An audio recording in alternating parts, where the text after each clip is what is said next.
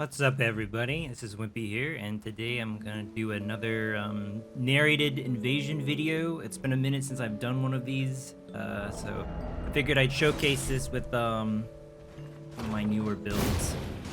So this build here is a level 40 dex build, and I like it because it's really simple. You know, it's just decent damage. You know, no spells, no buffs to really worry about. It's just back to basics. So you see here, I opened up with some ballista bullets on these guys to keep them from just standing around. The clip doesn't have it, but they were standing around there for a good minute. And he has the Moog Spear, and he did pretty good damage to me, so I know that he's over leveled. The thing about Moog Spear, to me, which I think is really funny, is that it's basically the weapon you use if you don't want to play the game. PvE or PvP. it's like you just like I don't want to play this game. I don't care for the PvE or the PvP. You know, I'm just gonna press one button and kill the majority of the boss roster. Oh, and he swapped to Eleanor's here. So this Deathbird is an absolute terror. He will destroy you, and this is around level 40, so like they don't really have that much room for mistakes, you know? So that's why I'm not attacking. I figured I would get rid of this guy, because I was kind of curious what his level would be. He also has Malekith's sword there as well. Oh my goodness, 21,386 souls. So yeah, that guy was definitely over level. This was a fun little duel I was having with somebody. This was a solo host. He was Taunter's tongued, and also has his blues on right now. But for like a brief moment, there was a little bit of fun back and forth between us. I swapped to a Zweihander here, so that I can't get parried. And look at that spacing. I throw out an R2 feint, he misses, another R2, caught for 430, and then the roll catch. But then he runs over and heals. And I see the blue coming in,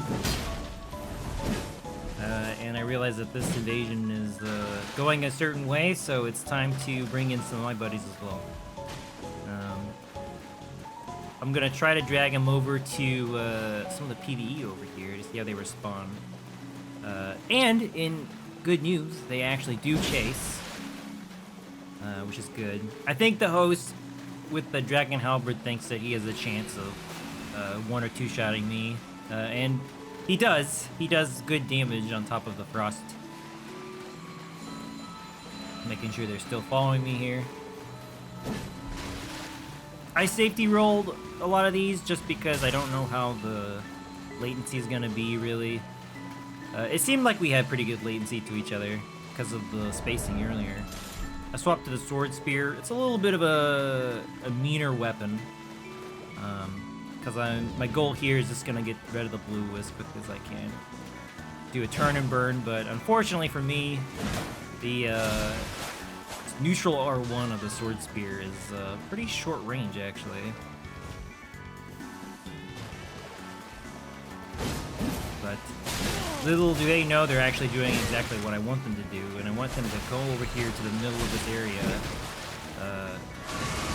spawn in the enemy. I don't remember what it's called. There he is.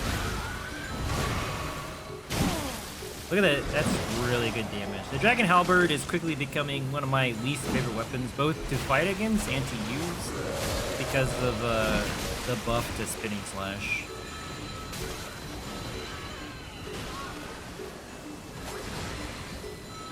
So, out of heals, try to get a parry on that guy, but luckily I parried one of those projectiles, and it gave me some carrion spears, or the retaliation spears. So, that's a little bit of a bug you see. Sometimes if you chug instantly after getting your flasks back, it actually doesn't consume any flask, and it also doesn't need it. Anyway, that person died. They were actually level 49, so pretty close to me. Level 39 or level 49. I just remember being pretty close. Nice parry there. I was hoping for a good wake up, however he did roll it. I was able to land an R2 on him, but his friend saved him. I don't really have an interest in fighting over here. No mobs, and it's just two of us in a corridor, so I swapped to a little bit of a cheeky weapon here, Stormo Axe, hoping to get them when they come around the corner. But to my surprise, there was a completely other person right there, hidden.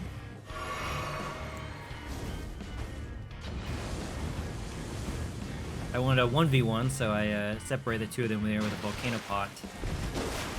And again, I tried to lead this guy to the center of the room.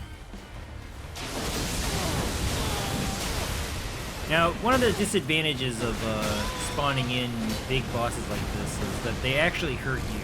And in most circumstances, it's most disadvantageous, right? Because, you know, they do a lot more damage to you than they would to a summon. This guy hyper armors through my attacks, so I hit him back. And I too can also press R1 and hyper armor through things, so. That really wasn't hyper, and that was just what, a level 2 hit stun. He pressed R1 when he should have pressed square or circle or whatever the roll button is. So there's a good example of me just taking a bunch of extra damage for no reason because this thing can hurt me. So I was throwing fan daggers at him because I was hoping to stagger him so they would get hit by the mob. But instead I get roll caught twice with a running R2. It did some pretty good damage too, so I realized that I actually have to play a little bit more safe. I hit him with the lightning slash, but unfortunately for me, I also get hit by the by the mob again. Get some distance here.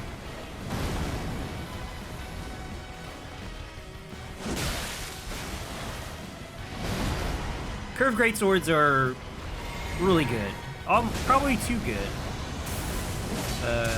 Because two-handed R1 gets amazing hyper armor. I finish him off here with Thunderbolt. I thought it would be kind of fun and cool to do that. Fighting against curved greatswords is always annoying. But also, fighting with them is fun, so you can't really blame somebody for using one.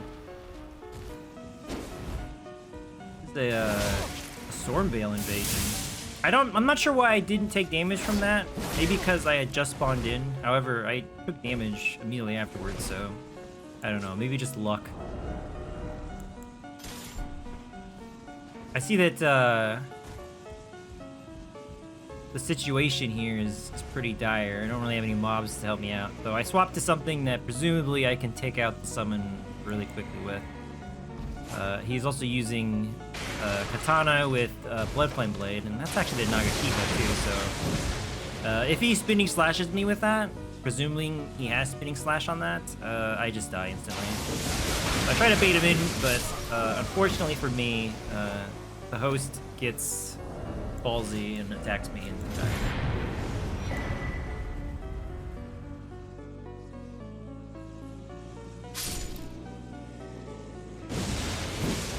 This one was fun because the summon, like with the last invasion, the summon is just kind of standing around, you know? He didn't fall for the bait. So I also don't particularly want to fight either of them in this area. So I lead him down, hoping that Moongrum is still active. If you guys don't know, Moongrum is a legend of PvP. This guy will absolutely solo summons and hosts. He is vicious, and he has like a frame 1 parry he can do if you knock him down. Oh my goodness, and there you go. Moongrum parries the host and instantly kills them. That's typical Moongrum for you. I wish I was that cool.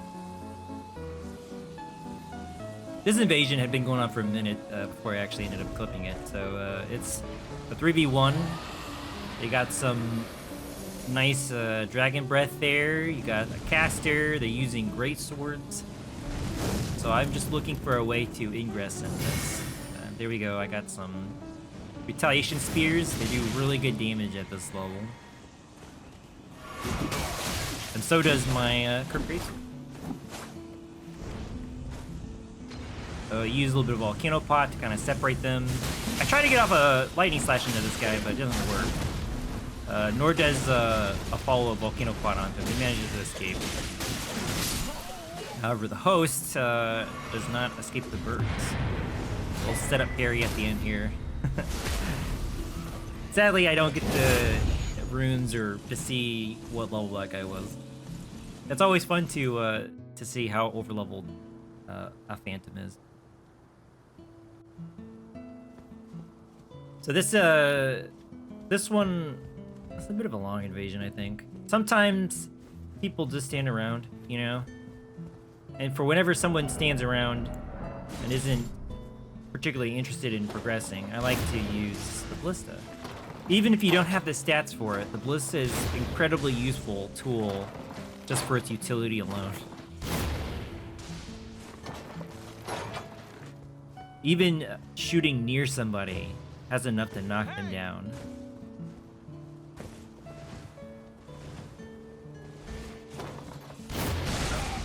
So I was hoping to knock the summon off the edge, but I got lucky, and the host figured he would go over there instead.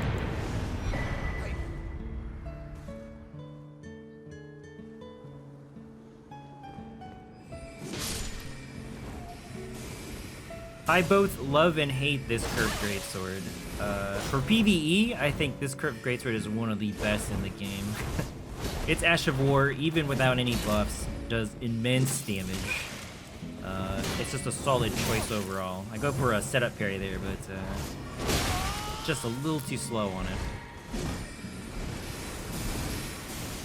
So I know how much damage those can do, even on an unoptimized build, so I tried to cheekily get some free carry and retaliations. There you go. All of those miss.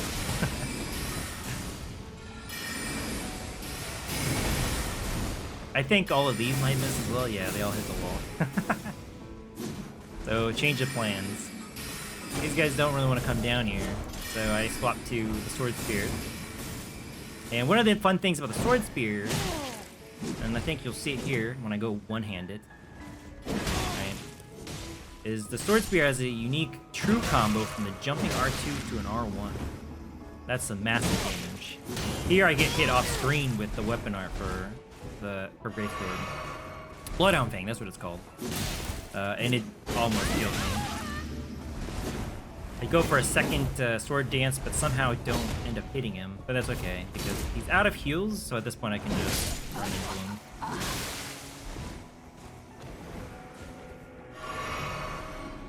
But yeah, Bloodhound Fang, you can parry, however, and I use to finish off those. I'm getting better at parrying the second part of the Ash. You can actually parry the first part as well, but I don't know if I've actually succeeded in doing it. Maybe once by accident. Here's another example of just not fighting where someone wants to fight.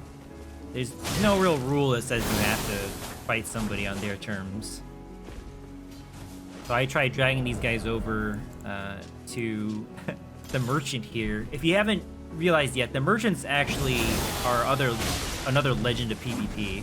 If you manage to aggro one, they will go nuts and absolutely do amazing damage.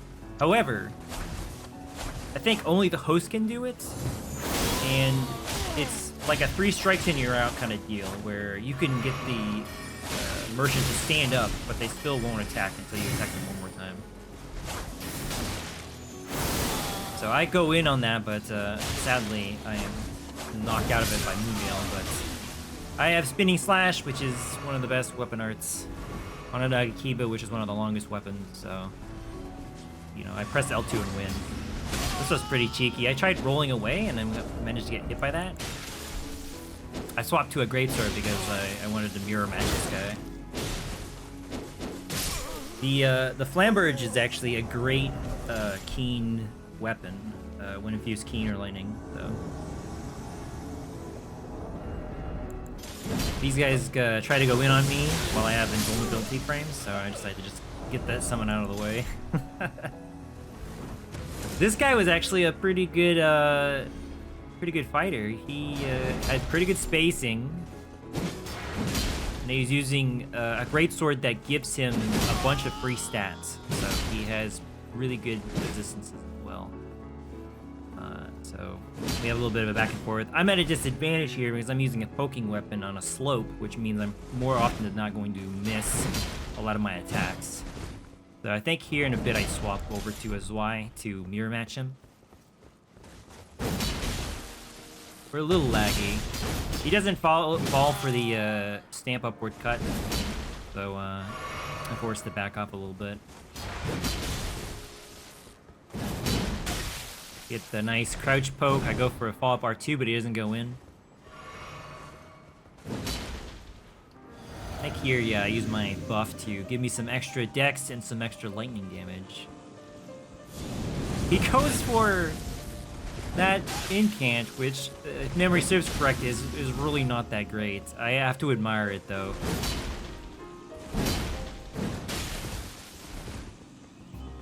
Ug's mirror match is really fun. That is weird. I think I went to stamp, and I think it glitched out because I didn't get staggered, but I did take damage from it. And my character just kind of didn't do anything. I don't know, maybe a glitch.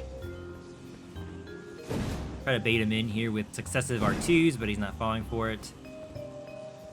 So, I think at this point, yeah, I decide that I can't really trade into him, not with the extra stats and the damage he's doing. So it's best to change it up.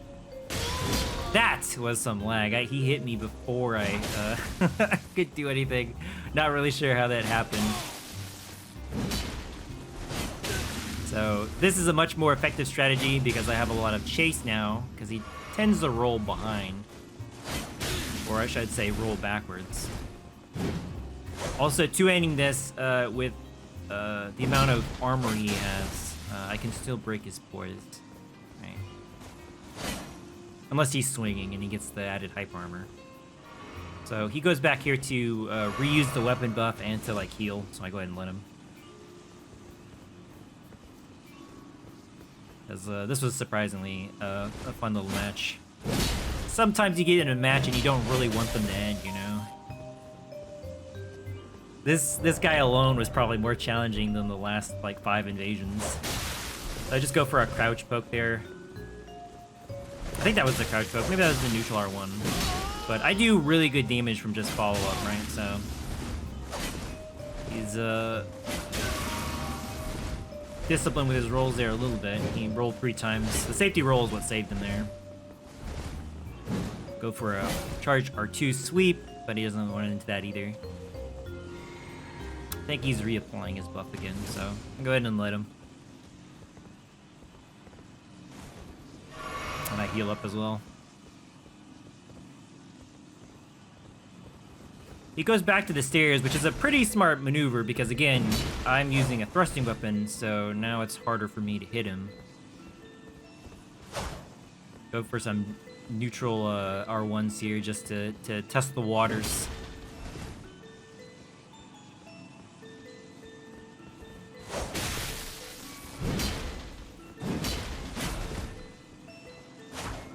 I'm surprised the R2 follow-up there didn't hit, but could just be latency.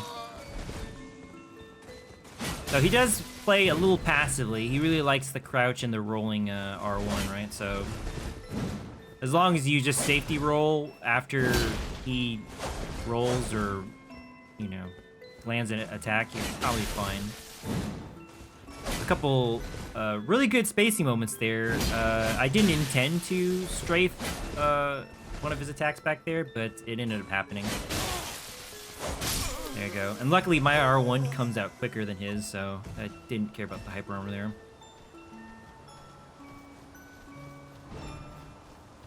Trying to remember what happens in this invasion.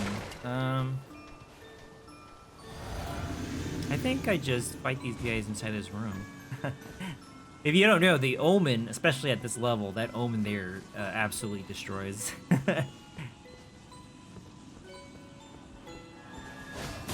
Sacred Blade, we have a great shield. I want to see if I can get them to come back into this room. Equip the Stormhawk Axe. Try to bait one of them in there, but they don't fall for it.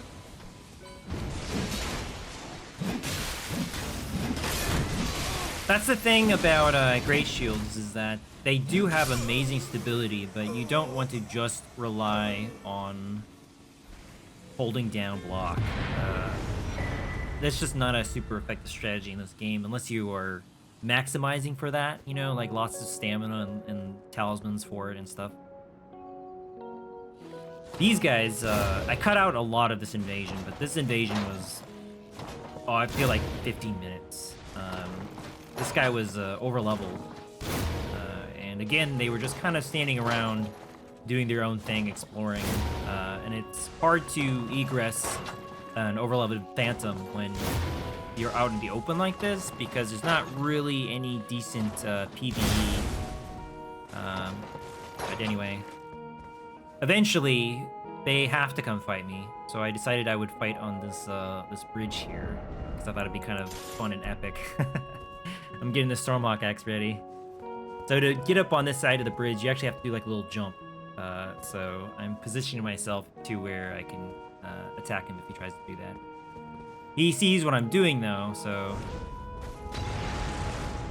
use some volcano pots, use the ballista to try to goad him into making a move. It looks like the host is summoning somebody else. I think maybe I had killed them. Maybe I had killed them earlier. I don't really remember.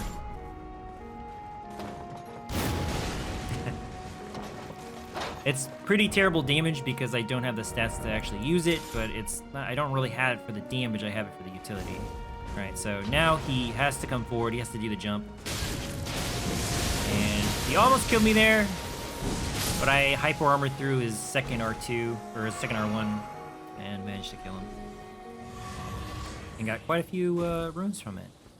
Have I been calling them runes, or have I been calling them souls in this video? I don't remember. That's it's just like, it's almost like muscle memory, eh? Just to call things bonfires and souls. I know it's not correct, but so now I'm going to fight the host.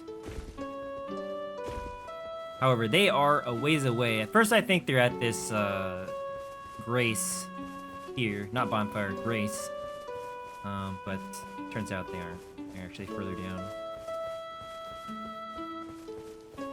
And I should have been keyed in by the art, because when those trails are there, that means that the host hasn't touched that Grace.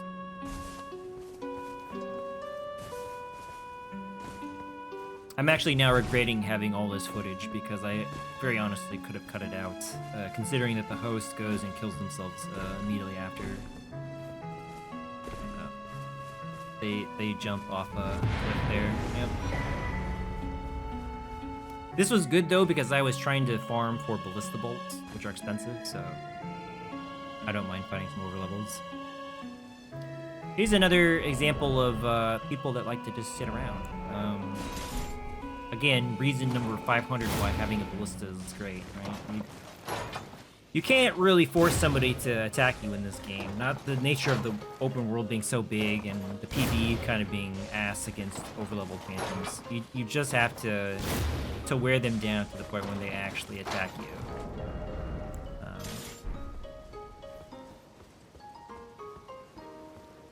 Even then, I think I lost a little bit of patience, so I walked up right here, and looks like they're like, oh, we'll just sit up in this tower. He can't shoot us with ballista bolts in the tower.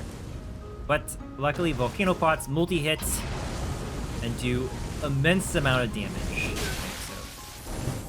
So go for parry, but this man is just a roller. He's not an attacker.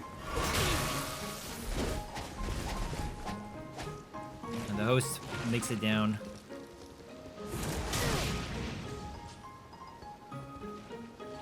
I think what that guy's doing right now is he's in his inventory. I'm not really sure. But it's kind of lame to just fight up here, I think, so I try to drag him down with me. Again, you can just sit around. That's fine. I don't know. Like,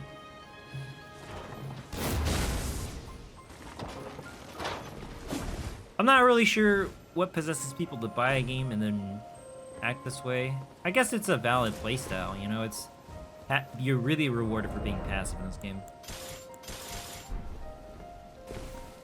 But part of the fun of Invasions is kind of the nature of the level and, you know, just all the unexpected things that can happen.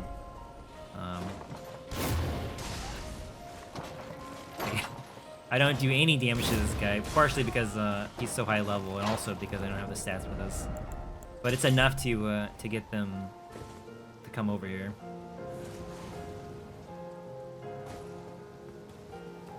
I jumped down because eventually they have to come down here, and also it's the rat room. And even if you're overleveled, rats can really just unlock you into oblivion. However, I guess the host is not good at jumping. Leyendell. It's pretty rare to get Leyendell Invasion at 40. Typically you're doing stuff at Liurnia, maybe early capital, but the Draconic Tree Spirit is kind of a hard roadblock for a lot of people at low level.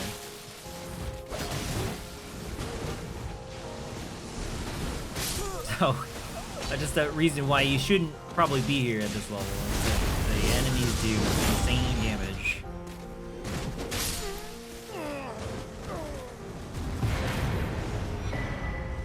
Cheeky little backstab.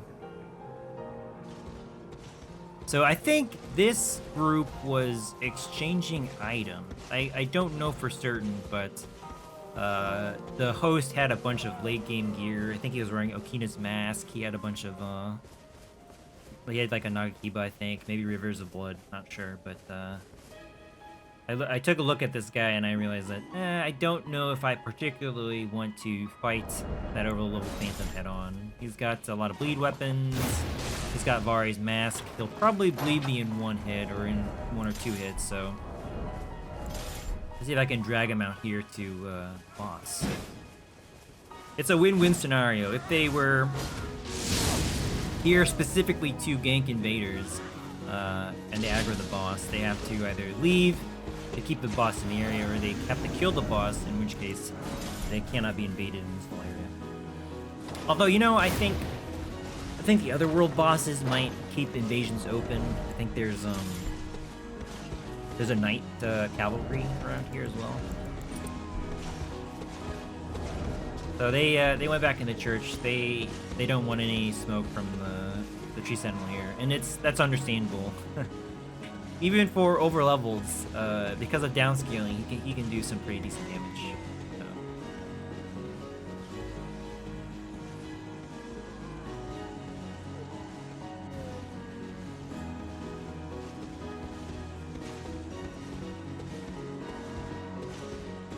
So, yeah.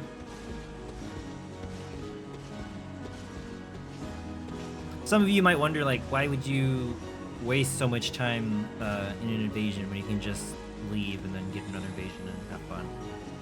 And the answer is, that's a really good question. Sometimes I will leave if I sense that they're just not going to do anything and I don't really feel like getting one shot. But sometimes I will stay. Like if I have like a stream on the background, you know, and I'm watching YouTube or something, it's no real trouble for me to just to sit here and wait for them to make a move. I think I was watching cooking videos now, or maybe like an Elden Ring stream. So that person leaves, and I come in here to kill the hosts before they can resummon. I think maybe they wanted me to kill them because, again, they... Oh, he doesn't have a Nagakiba. I could have sworn he had something dropped to him. He does have the Okina mask, though.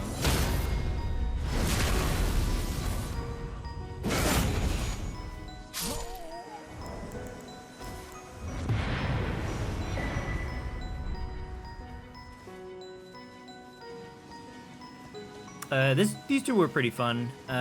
It's kind of rare for me to get invasion here. Again, there's not a lot of PvE you can rely on unless it's at night, right? So they go for a little cheeky dragon breath. And it looks like they're using dual great swords. Oh my. R2 to stunlock them. I go for a parry here, but they roll on. I don't have anything duped or dropped for me, so I really don't have any bowls for rot. But that's okay.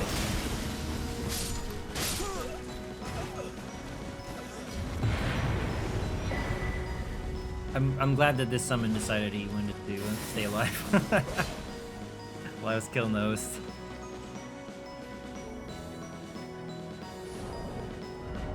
Dual scabs managed to leave. I was getting ready for a gank here, but luckily for me, the friend left for some reason. So initially, I thought that was the host, and I was ready to leave, so I just started running around. But then I realized that I was still in the world, and that it was a furled finger. So, my fault for not paying attention, I guess.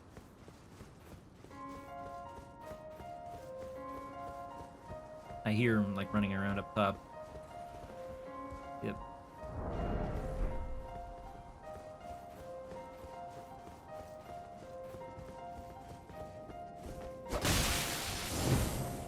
Go for some setup parries there. However, he is not buying it. So, that's the running R2. Straight swords are so basic, but they're honestly one of my favorite weapons. And it's part of the reason I like this build is because it's mostly just swapping between weapons, which is fun. So earlier I saw this person had the great epi, so I swapped to it to mirror him. I went for a backstab there, but unfortunately he rolled it, so. I gotta be a little careful because those arrows can hit me. But these guys are not interested in fighting on the other side of this wall, right? So.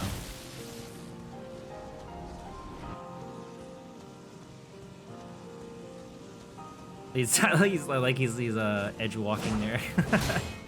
I go for setup parry, but they don't do a fall apart one. And then I just R1 that person to death. Sometimes, you know, I'm so used to,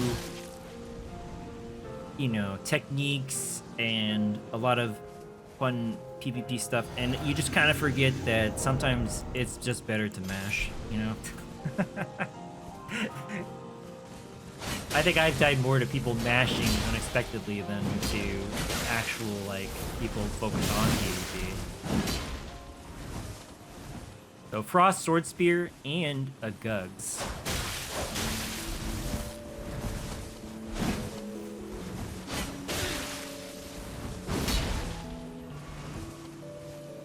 Don't know if that guy is Guts cosplaying or not, but you know, I wasn't particularly interested in, again, fighting in an area where it's disadvantageous for me, so I didn't mean to block there, but it actually ended up working out because I didn't take very much damage from doing it, and I managed to have just enough stamina so I didn't get guard broken. Swap the Stormrock Axe here and see if one of them can be goaded into attacking me, but they're not, so swap to the trusty Ballista to see if I can get them the aggro.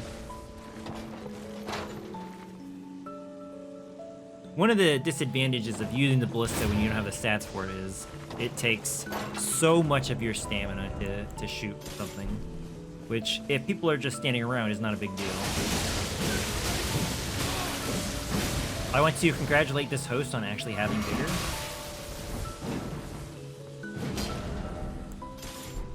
Stop the old trusty sword spear. Look at that damage. A little safety roll there in case he did a follow-up, which he did. And then this. I go for an R2, put him into hit stun, parry.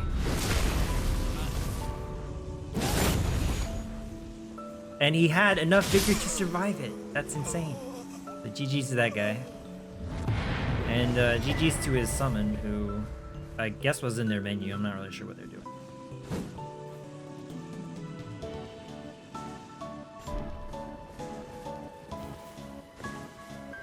This is fun. Anytime you come across a group that is engaging in a world boss, it's fun. Not necessarily because the aggro is split between people, but because it just adds an extra level of randomness to the invasion, right? So we have Blasphemous Blade, we have Moon Veil. They're both overleveled, they both do a lot of damage, and I nearly get one shot, right? But thankfully, this boss comes in with a two-piece combo.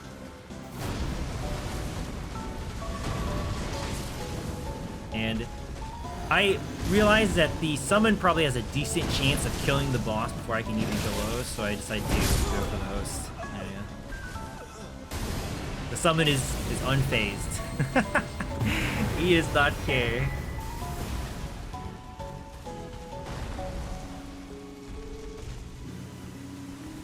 These guys are fun. Whenever you invade and you see people just standing around a bonfire, at least for me anyway, I always just assume the worst, right? Never just assume that someone is gonna honor duel you, you know? But sometimes you get cool guys like this, right? That guy was naked. So he took basically all the damage from this lightning weapon.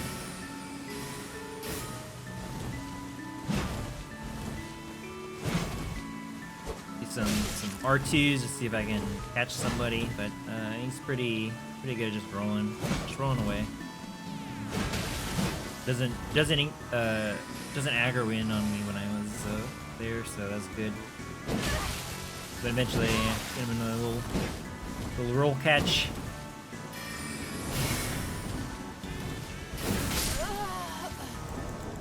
Yeah, that was a fun little fight.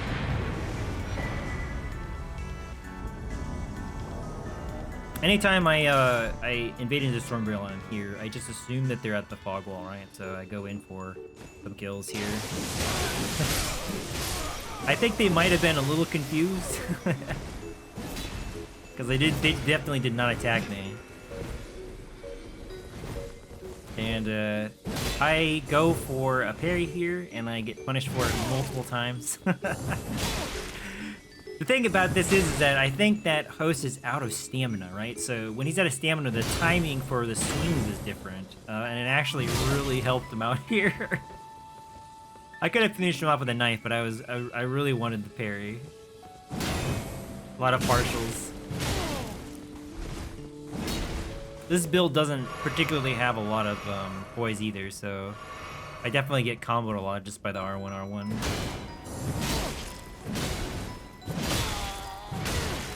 I think this is a heavy weapon, so I need to delay my setup parry by just a little bit, I think. Swap to the straight sword here, and I'm gonna try something I wanted to try since I saw it on a stream, but just using the poking attacks. So either the R2, which I do here, and then I think at some point I swapped to just the crouch attack, which is also a poke. Somehow I missed and then get comboed here. But you need 2 and a straight sword and you just do the pokes over and over again. It's actually extremely annoying.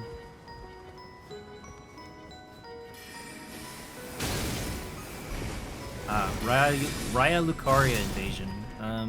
Invasions here are just super fun in general, right? Because you have a healthy mix of PvE. You have a lot of different pathways, which I think always makes invasion area interesting, right?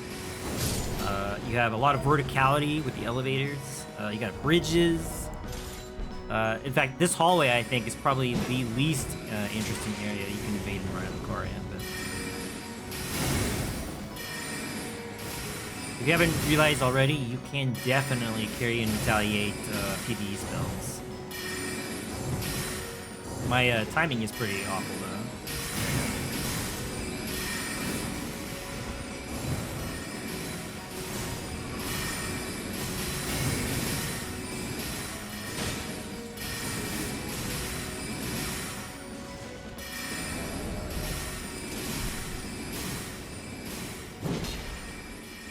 I think I went for that jumping attack because I wanted to aggro the summon a little bit.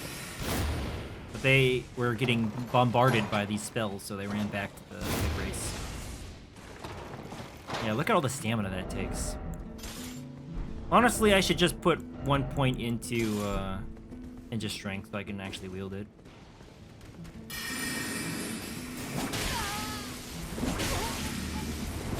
So that's a perfect example of a roll catch string. Like you can't ask for more than that. It's can be difficult to do in succession, and that's why a lot of times they suggest waiting for the person to roll maybe one more time in order to do it. But you can definitely roll catch off the rip per roll. It just depends on the weapon and your latency. I don't actually fight that much with the katana weapons, so this was kind of fun to do. Katanas are pretty versatile in that they obviously have a thrust component to them, but they also have a really good R1 that will catch people on the second R1, even if they roll. You have to safety roll if someone is doing that. That was a good play by him, just relying on the hyper armor to just absolutely outgrade me there. Although I think I still did more damage. Yep, you can definitely set up parry Flaming Strike. I wouldn't attempt this in a group, but you can definitely do it one-on-one. But yeah, those were my Dex invasions. And here's the build. You could probably optimize better. Like, if you wanted to do more health and just base stats for the weapons, you lose out on like 50 to 100 AR. So not that much, but I like where it's at now, and it's fun. The one thing I might change is maybe more poise. But anyway, take care, guys.